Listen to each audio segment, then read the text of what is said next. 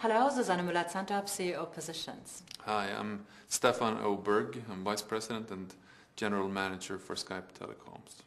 Skype is largely associated with the PC. That's correct. That's where we started.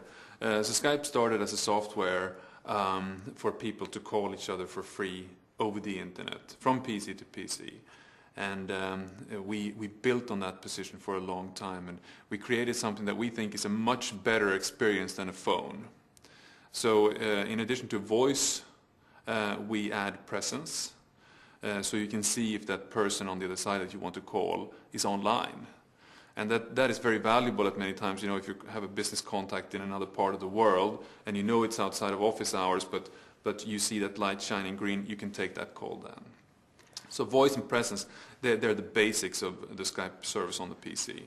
And now you are trying to move this out of the office into the mobile world. Exactly. So even before that, on the PC, we've added a lot of great features like video. You can now see the person that you're calling to with great quality. File transfer, exchanging documents, collaborating on a project. Conference calling, and of course IM chatting. So all this together makes for a very rich communication on the PC.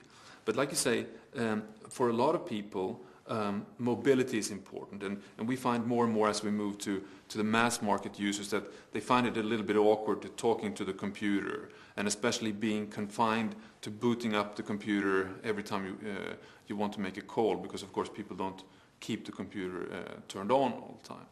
So we want to expand to another frontier, which is Skype outside of the desktop PC, and we're basically talking about two areas there. One is devices, which gives you mobility in your home or office area. So phones or devices that look like a phone, but that gives you the possibility to call with Skype. You would see your Skype contact list, and you can make that call for free over the internet, or of course to a normal phone or mobile around the world. And then the second part is to mobile phones, or from mobile phones rather, that people want the mobility not only in the office or in the home, but out in the city. And that's where mobiles come in, and we have now two enablers there. A client that you can download to your mobile phone and run Skype on that if you have the right mobile phone. And just recently we also launched another initiative which lets you use Skype from any phone. So if you have a friend abroad that you want to call from your mobile, you will set up a local number in your local country. You call that local number and it rings on the other side on that person's mobile in a foreign country, for example. People in the business world are being introduced to Skype mostly through their children. How do you support small and medium enterprises?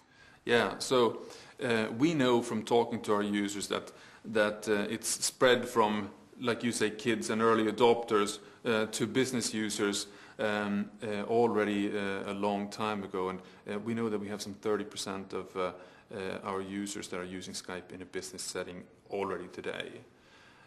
What we're doing now is that we're listening closely to those users and finding out what are the pieces, functionality that they're wishing to see in Skype. And we've focused on a couple of areas. One is managing the money in the company, letting the finance department buy credits for the whole company and then dispersing it to the people using Skype. And the other is call transfer and call forward functionality. Because of course many companies today that are starting up are thinking, why should we invest in normal phones on the table and a PBX in the closet when we already have computers that can make phone calls and an internet connection? Great. There has been a lot of talk about the new customer experience, and I wonder where the innovation is in this, and here we see some of it. Thank you so much. Thank you very much. Bye-bye. Thank you. Thanks.